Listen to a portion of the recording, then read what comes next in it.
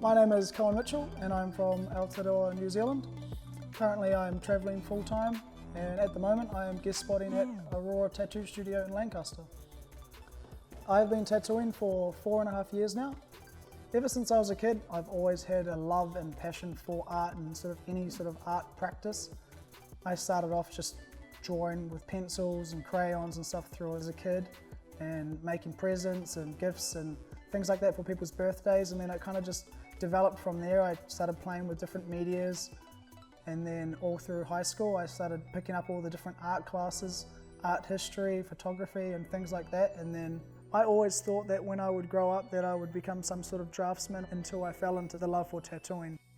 I got into the tattooing industry when I was about 16. I went into the local tattoo studio when I was in high school, and to have my first piece done I was just in the chair watching the artist at the time. His name was Richard Warnock in Palmerston North.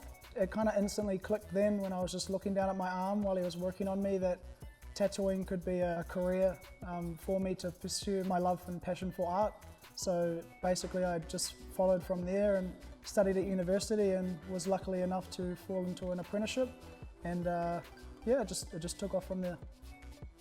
What inspires me in my tattooing career, basically the different styles and patterns and different techniques that I approach when I tattoo and using things involved with tattooing isn't just artists that I see or look at on social media. Like, a lot of that is involved, but especially coming from New Zealand, a lot of like the tāmoko and Māori styles influence a lot of my work as well, especially a lot of the korus and the spirals and the swirls. Sometimes I can take those sort of art forms and put them into work myself, kind of more of a contemporary spin in that sense.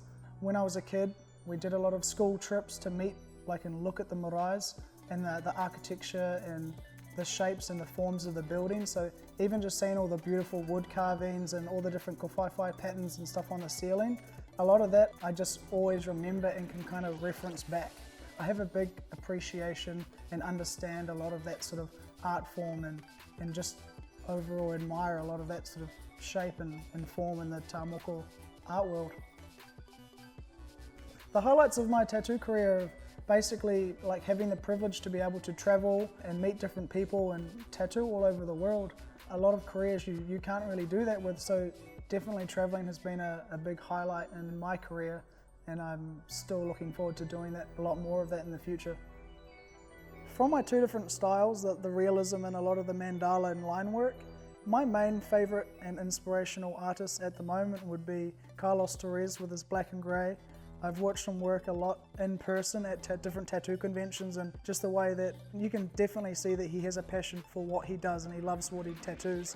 Just seeing the way he applies the different grey wash to the body and the way he makes his pieces smooth and the flow and the placement of the body is quite inspirational in that sense. And then when you come over to the mandala and the line work type side, there's a guy called Dots the Lines. The way he shows himself as an artist via social media, the way he presents his art. You look at his work and it's just a lot of line work and it's perfect and it's pristine. So when I kind of look at that, it's kind of what I want to take my art form to, in that sense, is getting it as perfect as the way he does it. So it gives you a drive to want to be like someone who does what you think is perfect. So yeah. My advice for anyone wanting to get into the tattooing industry is do a good apprenticeship. I definitely believe that you should be put through a hard apprenticeship and to do the hard yards in order to become a successful and well-built tattoo artist in the future. My apprenticeship was hard, but I learned under the right people and the right guidance in order to get me to where I am today. So having a good apprenticeship, I think, is one of the biggest things in starting. Over the next 12 months coming up, I think that I will probably just continue to traveling like I am now. I'm not based in a studio full time at the moment.